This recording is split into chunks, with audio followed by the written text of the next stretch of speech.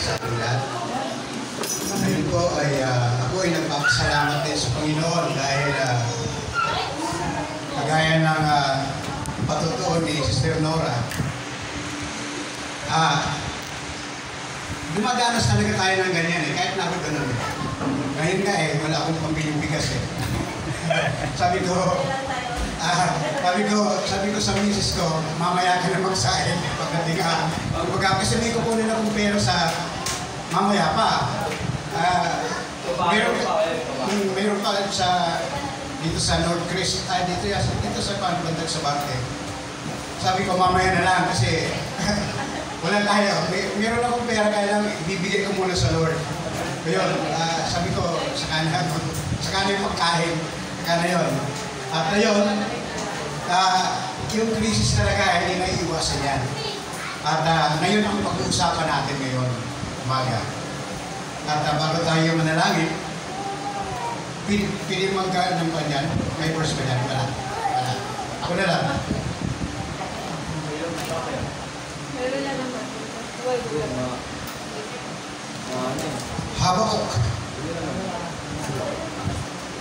Habakuk chapter 3 verse 17 to 19.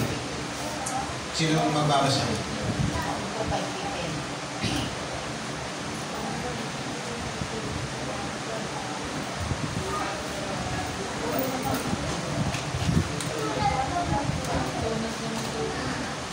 Habakuk. Amen. Lahat po tayo tumayo, tayo magbasa ng banal na kasulatan sa aklat ng Habakuk chapter 3 verses 17 to 19. Ang sabi rito, bagamat di namumunga ang puno ng igos at hindi rin namumunga ang mga ubas, kahit na maantala ang pamumunga ng olibo at walang anihin sa mga bukirin, kahit na mamatay lahat ang mga tupa at mawala ang mga baka sa kulungan, magagalak pa rin ako at magsasaya dahil si Yahweh ang Diyos na magliligtas sa akin. Ang Panginoong Yahweh ang sa akin nagpapalakas tulad ng usa. Tiyak ang aking mahakbang, inilalayan niya ako sa mga kabundukan. Tayo ba'y manalangin? Panginoon naming Diyos, kami po ay nagpapasalamat sa iyo. Sa umagang ito, nawa ang aming napatinggang salita mo, naway tuloy sa aming mga puso at isipan, Panginoon. Buksan niyo nga po, Panginoon, ang aming spiritual ears, spiritual eyes, Panginoon, spiritual heart, Panginoon, ang sa kanunugyan. Kami, Panginoon, ay matuto sa iyo, Panginoon, sa mga spiritual na bagay, Panginoon.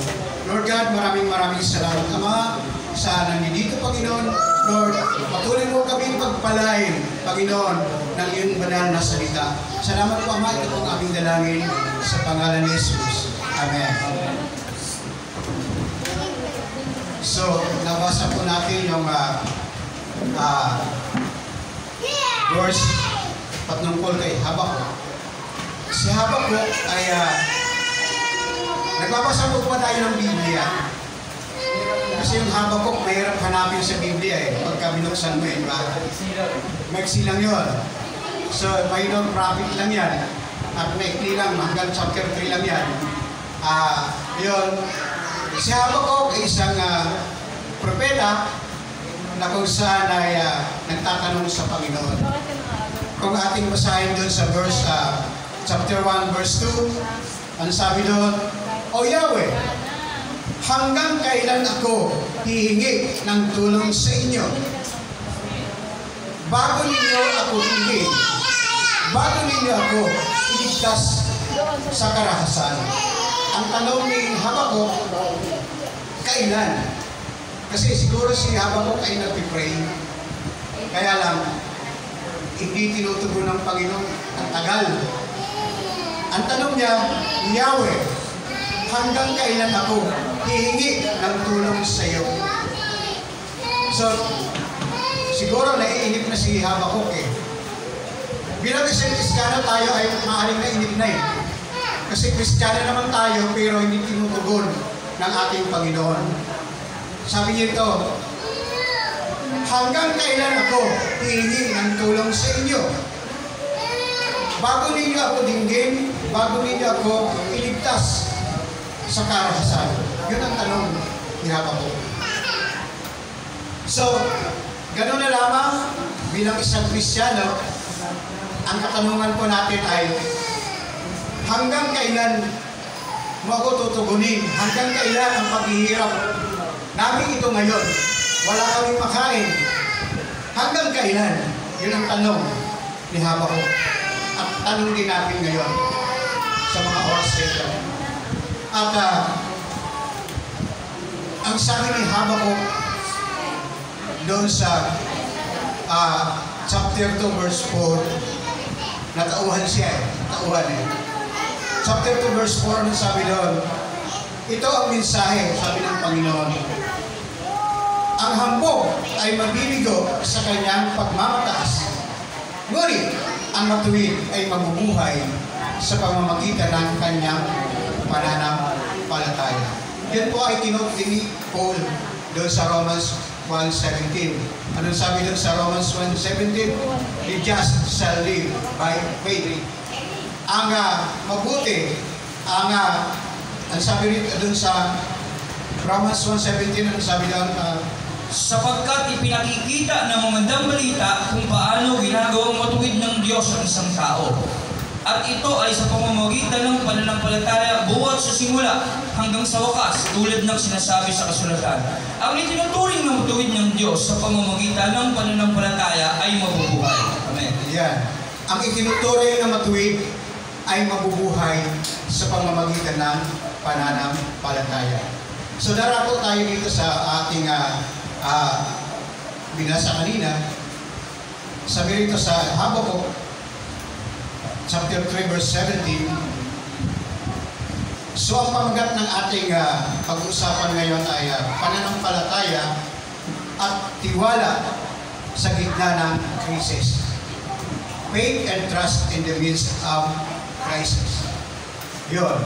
Sabi ni Habakuk, bagamat di namumunga ang puno ng igos at hindi rin namumunga ang mga ubas, kahit na maantala ang pamumunga ng ulibo at walang anihin ang mga bukid, kahit na mamatay lahat ng mga tupa at mawawala ang mga baka sa kulungan. So yun po yung sabi ni Habakuk, na kinikilala niya talaga yung kahirapan. So kumbaga alam niya na bagamat din mumunga, bagamat wala tayong bigas, di ba? Bagamat wala tayong pera ngayon, lahat ng ating pangangailangan ay wala. Sabi ni Habakuk, ang tanong niya, kailan? Kailan mo tutugunin, Panginoon, ang kasagutan, ang katanungan ko? Yun po yun. So, sabi, bagamat di namumunga ang puno ng igos. So, kinikilala ni Habakuk na ang mga nangyayari sa kanilang kapanahunan ay napakahirap. Sabi doon sa Psalms 23, bilang isang cross-reference natin ay verse 4, sabi dito ay, ano sabi doon? Awit 23 verse 4. Dumaan man ako sa madilim na libis ng kamatayan, wala akong katatakutan pagkat ikay aking kaagapay, ang tungkod mo at pamalo aking gabay at sanggalang. Yun po ang pangako ng ating Panginoon. Nagabagat tayo ay lumalakad sa gitna ng kahirapan. Ang pangako ng Diyos, ang kanyang tungkod, at ang sabi doon, sa huli, ano sabi doon? Ang tungkod mo at pamalo aking gabay at sanggalang. Yun ang ating sanggalan, ang salita ng Diyos. Ang ating sanggalan. So, yun, acknowledgement and of severe adversity. Yun po yung pangunahing 4 elements ng verse na yun. At ang doon, ang ibig sabihin doon, si Habakuk ay nagkakaroon ng tinatawag na unwavering faith and joy, na hindi natitinag na pananampalataya at kagalakan. Yun po. Sabi doon sa Philippians 4, ano sabi doon?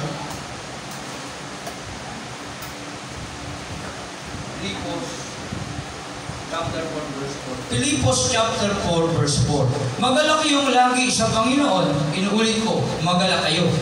Yan, sa kabila ng kahirapan, sa kabila ng hindi namumunga ang igos, sabi ni Habakkuk, sabi ni Pablo, magalak kayo. Inuulit ko, magalak kayo. Ibig sabihin, ang kahirapan ay kinakailangan tayo ay magkaroon ng kagalakan. Alam mo, natutuwa nga ako kasi wala nga akong pambiling bigas kanina. Ako'y natutuwa kasi alam ko ang Panginoon ang gagalaw. Alam ko yun. At yun ang aking pinangahawakang pangako ng Panginoon. So yun, 1 Thessalonians 5 verse 16 to 18. Ano sabi doon? 5:15 to 18. 1 Thessalonians chapter 5 verses 15 to 16 to 18. Magalak kayong lagi, palagi kayong manalangin, at magpasalamat kayo sa Diyos sa lahat ng pagkakataon, sapagkat ito ang kalooban ng Diyos para sa inyo, sa inyong pangkipag-isa kay Kristo Jesus. Magalak kayong lagi sa lahat ng pagkakataon. So, anuman ang nangyayari sa ating buhay, sabi ng Panginoon, magalak po tayo.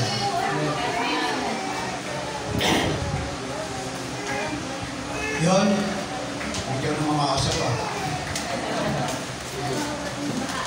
Napasigaw yata ako kanina eh. So yun, ang pananampalataya ni Habakkuk ay tinila at mayroon pa siyang kagalakan. At sabi doon sa Santiago 1 verse 2 to 3, ano sabi doon? Santiago chapter 1 Verse 2 to 3. 2 and 3. Santiago 1, 2 and 3. Mga kapatid, magalak kayo kapag kayo'y dumaranas ng iba't ibang uri ng pagsubok. Dapat ninyong malaman na napapatatag ang ating pananampalataya sa pamamagitan ng mga pagsubok. So napapatatag po ang ating pananampalataya sa pamamagitan ng pagsubok. So ibig sabihin doon, kaya ako tinatalakay ito kasi lahat tayo talaga ay dumaranas ng mga pagsubok. Huwag tayong katalikod. So kumbaga, patuloy lang tayo. At huwag tayong mawala ng pag-asa. Yun po ang pangako ng Panginoon. At sabi naman ni Habakkuk, ang pangako ng Panginoon ay makikita mo. Sabi doon na, hindi mo lang makita doon sa verse na, makikita mo, sabi kay Habakkuk, ang hindi mo pa nakikita.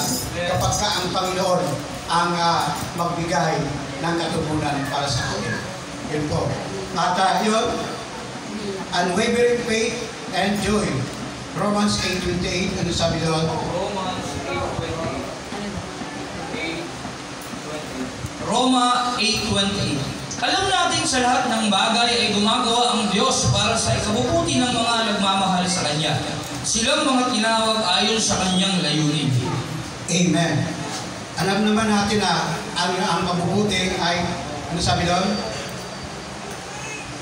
Alam naman natin sa lahat ng bagay ay gumagawa ang Diyos para sa ikabubuti ng mga nagmamahal sa Kanya. Ayan. Kapag tayo ay nagmahal sa ating Panginoon, alam ng Diyos na ang ating kabubuti ay Kanyang ibibigay. Hindi tayo mapapahamak kapag tayo ay nagtitiwala lagi sa ating Panginoon. Yun po. At tatlong verse lang naman ito. Dito sa verse 2, ano sabi dito? Basahin ko muna ng 17. Sabi dito, bagamat hindi namumunga ang puno ng igos at hindi rin namumunga ang mga ubas, kahit na maantala ang pamumunga ng olibo, kahit maantala yung ating ninimiti. Blessing. Maantala man yan. Maantala mo yung bigas. Yun. Kahit maantala man yan, at walang aanihin sa mga bukirin, kahit na mamatay lahat ang mga tupa at mawala ang mga baka sa kulungan, magagalak, sabi ni Habakuk, magagalak pa rin ako at magsasaya. Yun po ang sabi ng ni Habakuk, dahil si Yahweh ang Diyos na magliligtas sa akin. Yun po yun. Kahit maantala man yung blessing, magagalak pa rin ako dahil si Yahweh ang aking kaligtasan. So, dito sa verse 18, sabi rito, the source of salvation. Sino ba ang source ng ating salvation? Acts 4:12, ano sabi doon?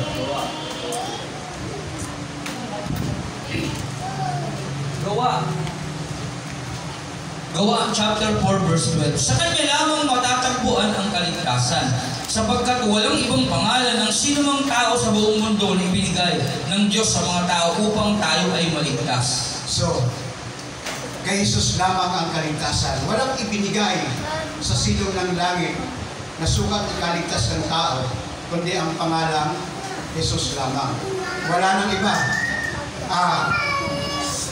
Kasi yung iba marami pang nadaanan eh. Si Jesus lamang ang kaligtasan, wala nang iba. Wala nang ibang nadaanan.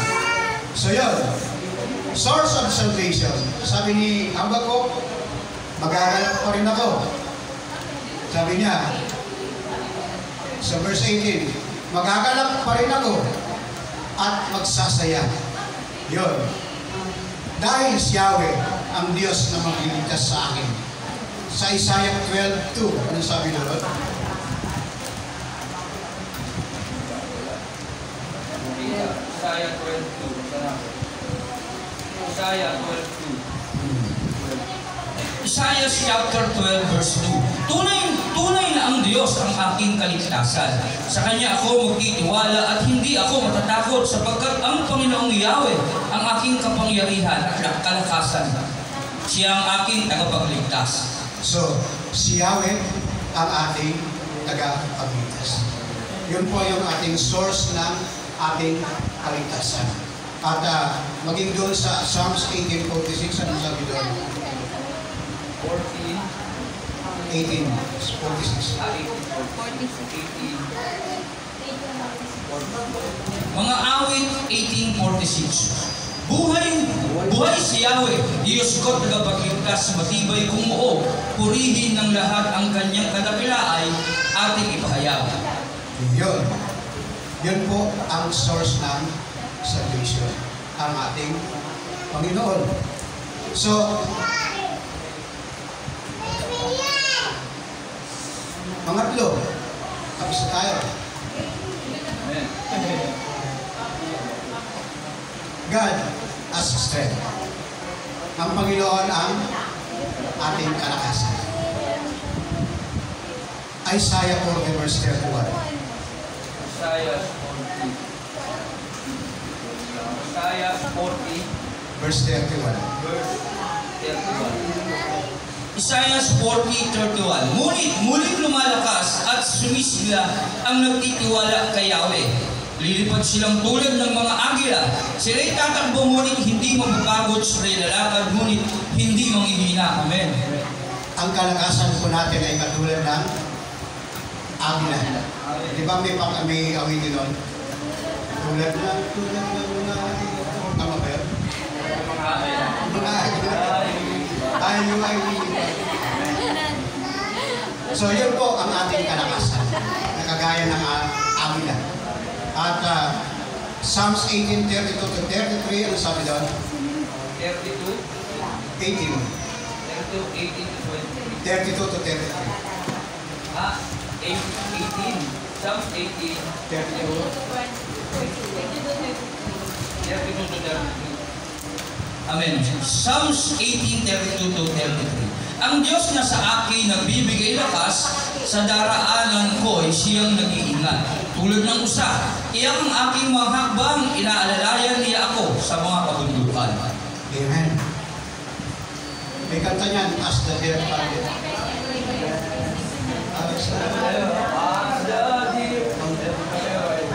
So yun, ang kalakasan ay tulad ng isang usa. Na, ano sabi doon? Na Iyak ang aking mga kapag.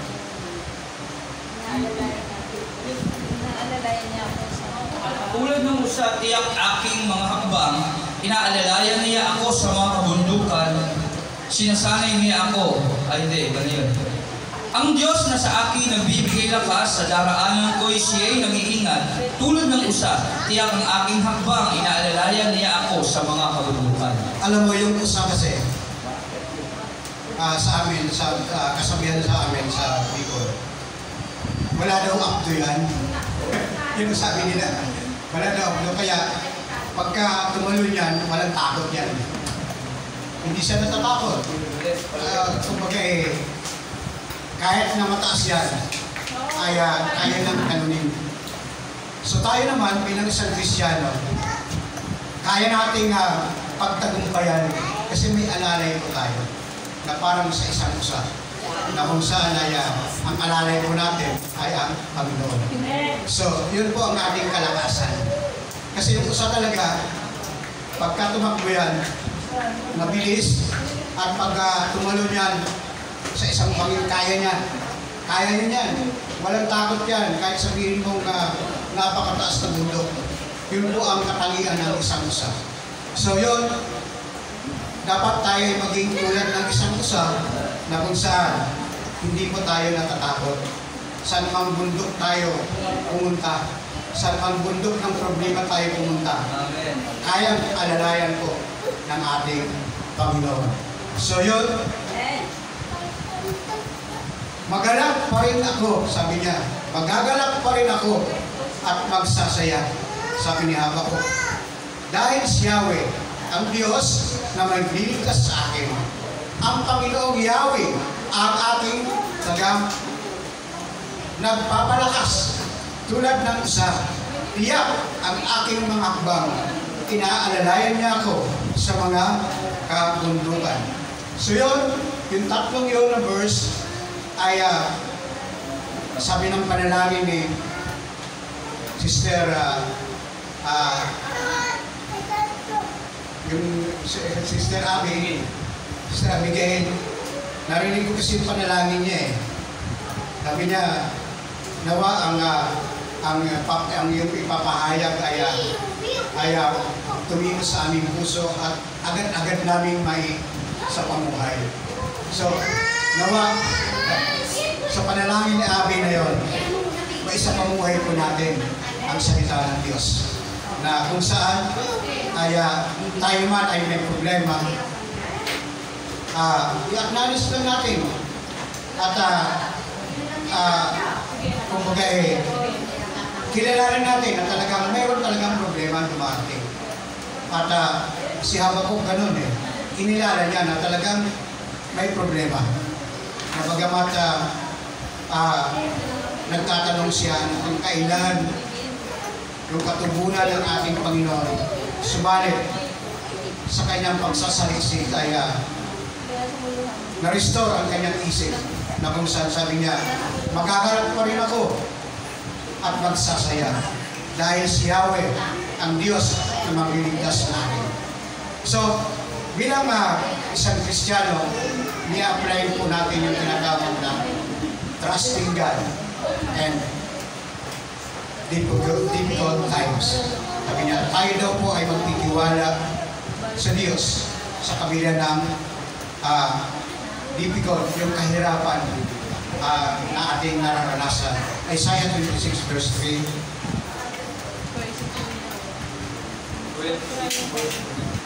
Isaiah chapter 26 verse 3.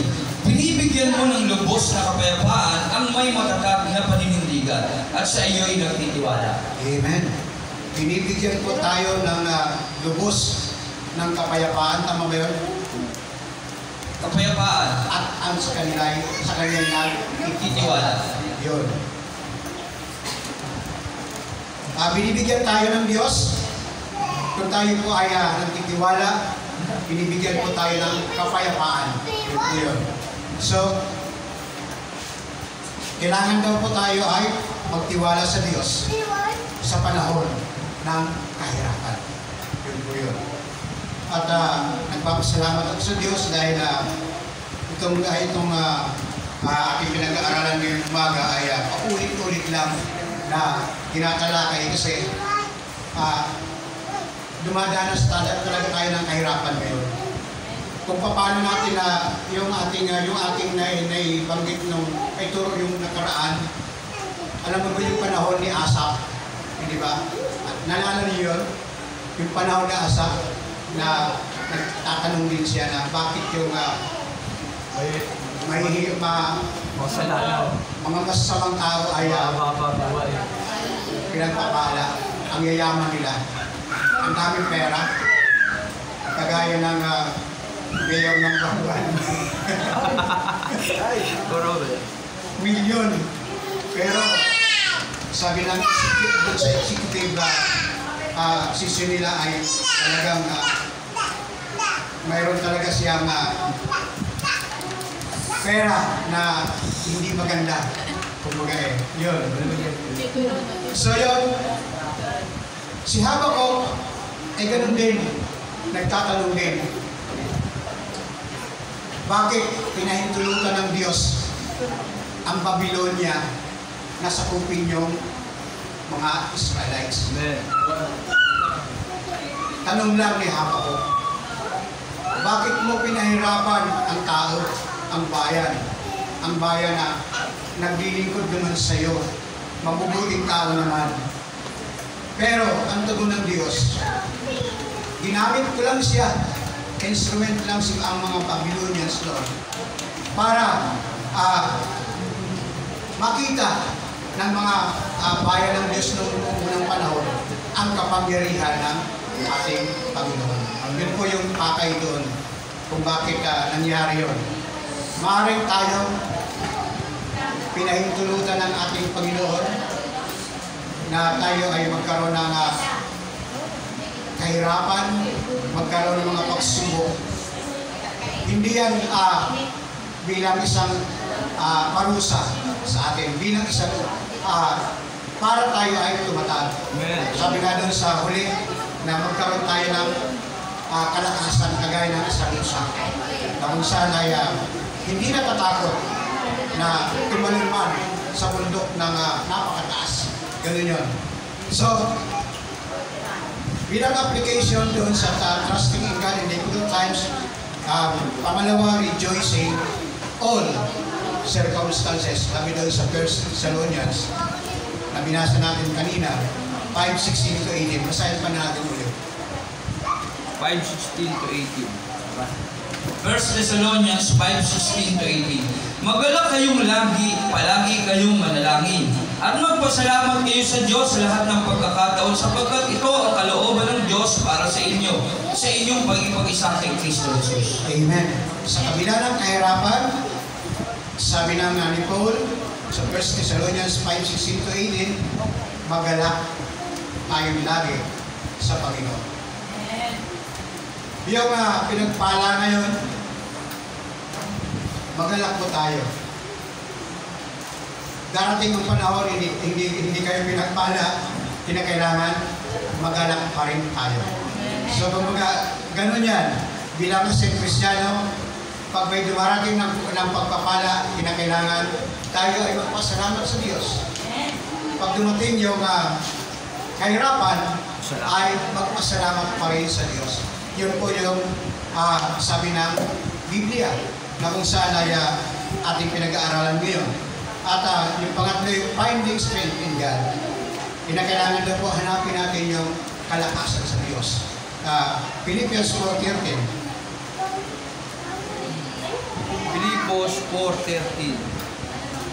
Filipos chapter 4 verse 13. Ang lahat ng ito ay magagawa ko dahil sa lakas na kaloob sa akin ni Kristo. Amen. Lahat daw po ng bagay ay magagawa po natin dahil sa kaloob ng lakas ng ating Panginoon. So, sa Panginoon lamang tayo dapat umasa. First, 2 Corinthians 12:10. 2 Corinthians 12:10. 2 Corinthians 12:10. Dahil kay Kristo, walang halaga sa akin kung ako may mahina, kutyain, pahirapan, usigin at magtiis sapagkat kung kailan ako lalong mahina, saka naman ako nagiging malakas. Amen. Sa kabila ng tayo laging may problema, dapat, sabi ni Paul, ay lalo naman siya lumalakas. Sa kabila ng problema, lalo lumalakas si Paul. Dapat tularan natin si Paul na kung saan ay sa kabila ng problema, lalo tayong lumalapit sa ating Panginoon. Lalo natin pagpupursige na tayo ay manalangin sa Diyos. At yun po ang pangako ng Diyos na sa kabila ng lahat ay magkakaroon tayo ng kalakasan mula sa ating Panginoon. Yun naman ang pangako niya. At sunod ay persevering in faith. Kinakailangan doon po ay yung ating pananampalataya ay ano yung persevere? Brother Diyos. Yung panatilihin ay kumbaga persevering our faith ay yung ating pananampalataya ay lagi nating aasamin. Yan. At Romans 8:28 ang sabi doon. Roma 8:28. Roma 8:28. Alam natin sa lahat ng bagay ay gumagawa ang Diyos para sa ikabubuti ng mga nagmamahal sa Kanya. Silang mga tinawag ayon sa Kanyang layunin. Yun. Binasa natin kanina yun. So yun. At panghuling, living with hope. Tayo na po ay mamuhay na mayroong pag-asa. 2 Corinthians 4:16-18. 2 Corinthians 4:16-18. Kaya't hindi kami nasisiraan ng loob kahit na humihina ang aming katawang lupa, patuloy namang lumalakas ang aming espiritu araw-araw. Ang bahagya at panandaliang kapighatiang dinaranas namin ngayon ay magbubunga ng kagalakang walang hanggan at walang katulad. Kaya aming paningin namin ay nakatuon sa mga bagay na di nakikita at hindi sa mga bagay na nakikita, sapagkat panandalian lamang ang mga bagay na nakikita, ngunit walang hanggan ang mga bagay na di nakikita. Yun. Napakagandang pangako ng ating Panginoon na kung saan ay huwag nating alalahanin ng mga panlupang material na ating pangangailangan. Ang dapat nating laging isipin nyo, mga bagay na hindi nakikita. Yung mga panlangit na ating dapat nakatuon tayo. At yung material na blessings ay kung lamang yan. Kumbaga pansamantala yan. Ngunit ang ating pagsikapan, yung mga bagay na hindi nakikita. Amen. Tayo po ay mamuhay na mayroong pag-asa sa Diyos. At kasi kung marami tayong ari-arian sa dito sa lupa, walang kasiguruhan, walang garantiya na tayo ay maliligtas. Kinakailangan, asamin natin ang ating buhay na mayroong pag-asa sa ating Panginoon. So, sa kabuuan ay si Habakuk, bagamat siya nagtatanong, subalit sa bandang huli ay sabi niya, kahit mantala ang pagbunga, kahit mantala ang blessing po natin, okay na, walang problema. Sabi ni Habakuk, magagalak pa rin ako dahil ang ating kaligtasan ay magagaling sa ating Panginoon. Ang Diyos ang magliligtas sa atin. At kahit na mantala ang blessing po natin, bibigyan tayo ng lakas na kagaya ng isang usa na kung saan kahit tumalon man yan sa napakataas na mundo, hindi yan matatakot. At tayo din po ay dapat, hindi po tayo dapat matakot na tayo ay magutom. At yun, alam ng Panginoon yan, yung nararanasan po natin, alam yan eh. Kumbaga hindi ka naman bibigyan ng pagsubok na mahihirapan ka eh. Kailangan, sabi ng Corinthians, magaan ang ibibigay sa atin ng pagsubok. Mapapagtagumpayan po natin yan, lahat ng pagsubok na yun. Kaya nga, ang ating pamagat ngayon, faith, pananampalataya, at pagtitiwala sa gitna ng krisis. Yun po. Sabi ni Habakuk, mantala man ang blessing, hindi man umungang libo, mantala man yan, pati yung baka, tupa, ay wala. Maglilingkod pa rin at magagalak pa rin. Si Habakuk, nakagaya natin bilang isang Kristiyano, tayo ay magagalak sa ating Panginoon na bagamat dumarating talaga yan sa ating buhay. Ako nga, hindi ko akalain ilan lang kami. At lang, dumarating talaga yan. Hindi natin maiwasan yan So kumbaga lahat ng pangyayari ay sa isang Kristiyano, hindi naman natin maiwasan talaga na magtanong Lahat naman ng Kristiyano ganun bakit Lord, ganito ang nangyari sa amin? Maging si Habakuk ganun din Maging si Asaph ganun din Di ba? So, nagtatanong talaga yan. Pero hindi nangangahulugan na tayo ay bumibag na. Hindi nangangahulugan na tayo ay manakdown. Sabi nga sa boxing ang Kristiyano ay pwedeng ma-knockdown, bagsak, pero hindi pwedeng ma-knockout. Kasi nung yung knockout kasi, wala na yan halos wala nang buhay wala nang laban. Pero kung knockdown pa, pwede ba tumayo? biglang kayo yan Di ba? Di ba yung boksingero, pagka nabagsak, ay, ayaw ka agad yan. Knockdown ang tawag doon. Knockdown.